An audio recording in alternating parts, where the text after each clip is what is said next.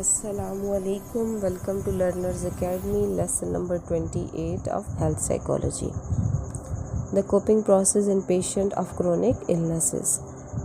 Task and skill of coping आ जाते हैं. According to Morse 1982, people who are ill need to address two type of adaptive task in the coping process. पहला क्या है? Task related to the illness or treatment which involve learning. आपने क्या करना है? कोप करना है सिम्टम्स के साथ, डिसेबिलिटी के साथ, हेल्थ प्रॉब्लम जो काज करिए. Adjust to the hospital environment, develop and maintain good relationship with the practitioners. Task related to general psychological functioning, क्या करना है? आपने कंट्रोल करनी है नेगेटिव फीलिंग्स को, मेंटेन करना है सेटिस्फैक्ट्री सेल्फ इमेज को, कॉम्पिटेंस होना है, परसीव करना है गुड रिलेशनशिप अपने फैमिली के साथ और फ्रेंड्स के साथ, और प्रिपेयर करना है फॉर अनसर्टन फ्यूचर. खुद को अपने आने वाले टाइम के लिए प्रिपेयर करना है. ये कोई भी हादसा हो सकता है, ये कुछ भी, उसके लिए खुद को प्रिपेयर रखना है.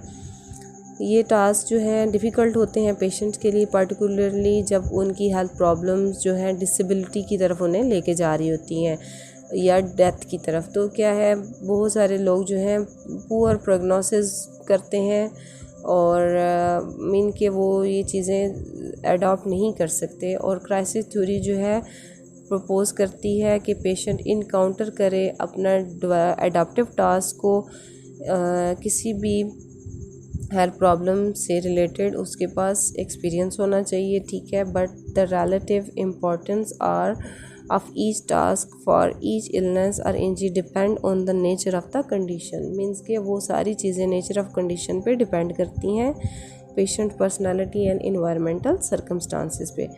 जो पर्सन ब्लाइंड हो जाता है may have little physical discomfort but may experience difficulty maintaining a job और सोशल रिलेशनशिप. वुमेन जो होती है मिस्टिकॉमी has Cotomy may need to focus on adapting to her new self-image.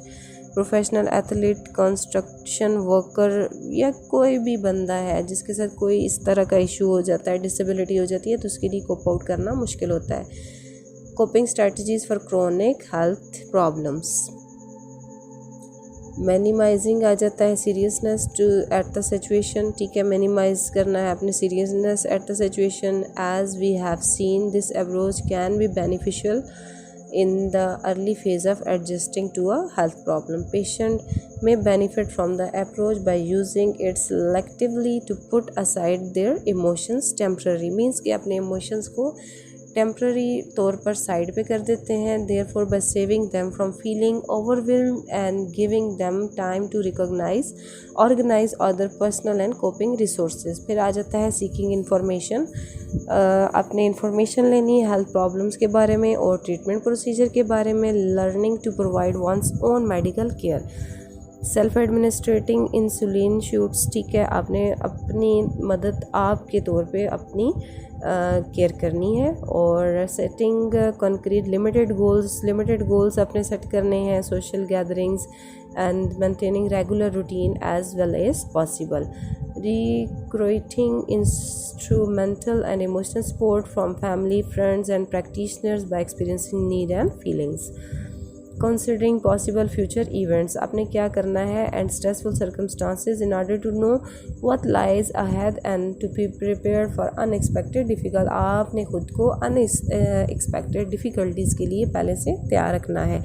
Gaining a manageable perspective, health problem के बारे में आपने manageable perspective को gain करना है and its treatment by finding a long term purpose और meaning for the experience. Patient जो है ये करते हैं अप्लाइंग रिलीजियस बिलीफ और by recognizing how they have been change in positive way by the experience. जैसे कि हमें पता है कि ये जो स्किल्स होते हैं हेल्प करते हैं अचीव करने में गोल्स, अडॉप्टिव टास्क जो हमने बनाए हुए हैं, और लेड करते हैं पॉजिटिव आउटकम्स की तरफ, और क्राइसिस से भी निकालते हैं. Long term adaptation to chronic health problems में क्या आ जाता है? क्रोनिक डिसऑर्डर लास्ट करते हैं लॉन्ग टाइम के लिए. Patient and the family need to adopt to the illness, mean उनको उसके साथ एडजस्ट करना पड़ता है. Whether they worsen stay the same और can improve over time.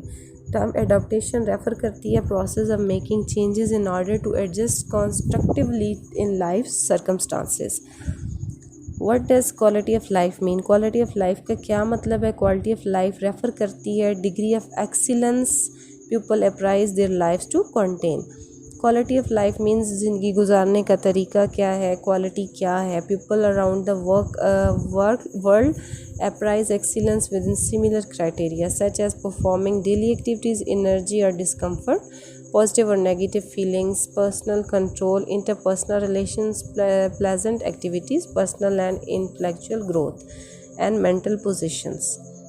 Impact of different chronic conditions क्या हो सकता है?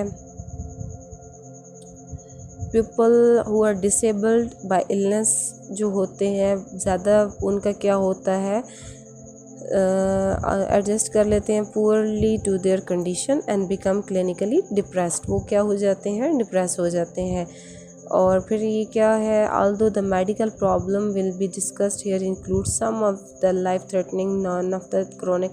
हम ये सारी चीज़ें डिप्रेशन, एंजाइटी, एड्स और सब कुछ, heart attacks, heart disease, cancer के बारे में पहले चैप्टर्स में, लेसन्स में पढ़ चुके हैं. लिहाजा we don't have to discuss this things any more.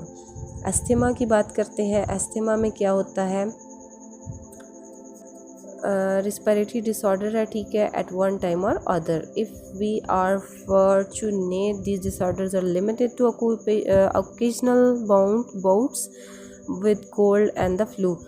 Million of people जो हैं are not fortunate, they suffer from chronic respiratory problems. उनको बहुत ज़्यादा क्रोनिक रिस्पिरेटरी प्रॉब्लम्स हो जाते हैं और क्रोनिक रिस्पिरेटरी डिसऑर्डर्स जो हैं स्वेयर बन जाते हैं enough to disable their victims and may even claim their lives.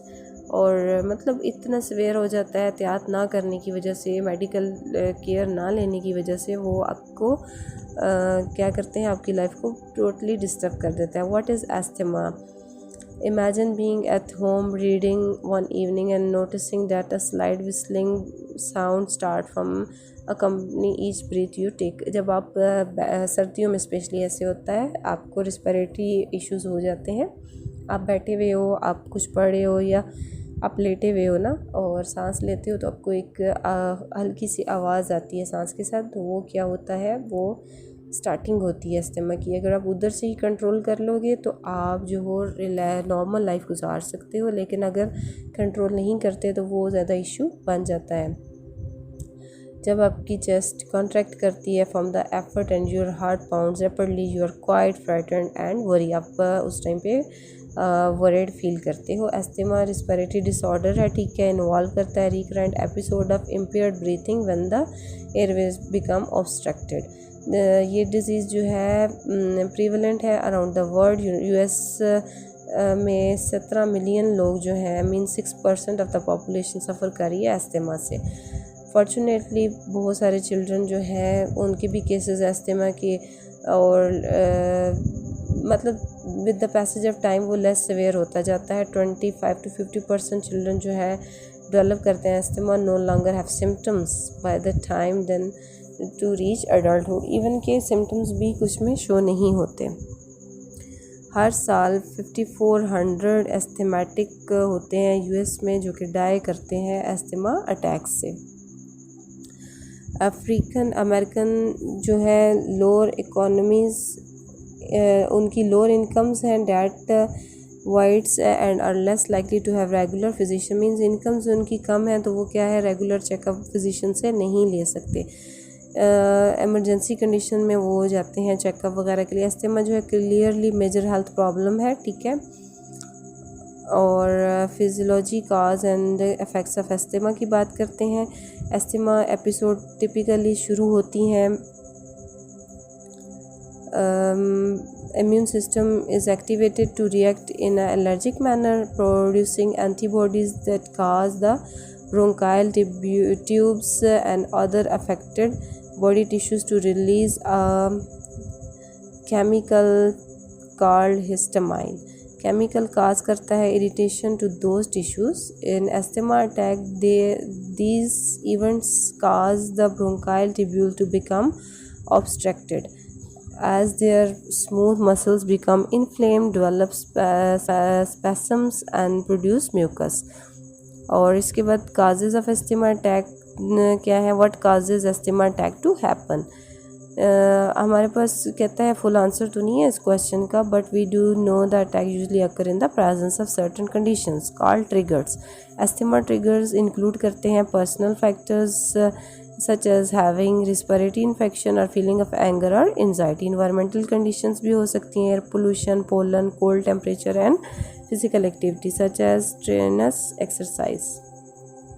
Strenuous exercise के अलावा क्या ट्रिगर लेड करता है attack are different from different एस्थमेटिक्स and some individuals have attacks only when 2 और more triggers occur at the same time. कुछ लोगों को cold की वजह से हो सकता है, कुछ लोगों को एलर्जी होती है उसकी वजह से भी ये हो सकता है.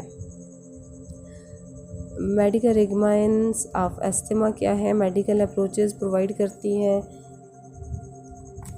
Corner stone of treatment for asthma. Asthma जो है रिगमेन कंसिस्ट करता है 3 कंपोनेंट पे. First being to avoid known triggers of attack. Second क्या है?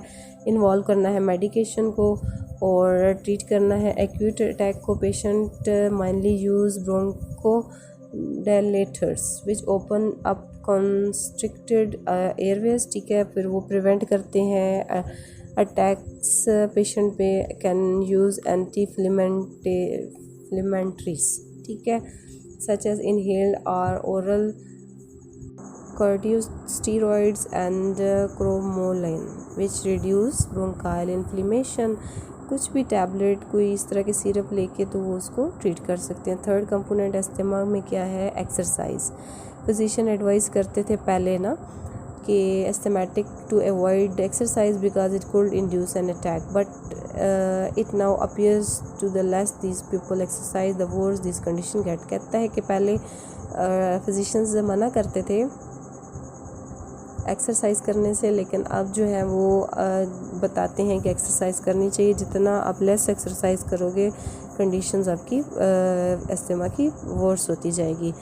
Psychological factors in asthma. Many people with asthma report that the trigger of the attack often involve their emotional state, such as being worried, angry or excited. Experimental researchers ने बताया कि emotional arousal जैसे कि watching or exciting movie can trigger attack in some children. कोई इस तरह की चीज़ देख ली, कोई मूवी देख ली तो उससे भी ये इसका अटैक हो सकता है. Nearly half of the subject develops symptoms either as a full asthmatic attack or as a spasm of the bronchial muscle. मतलब हल्का सा भी अटैक हो सकता है, फुल अटैक भी हो सकता है.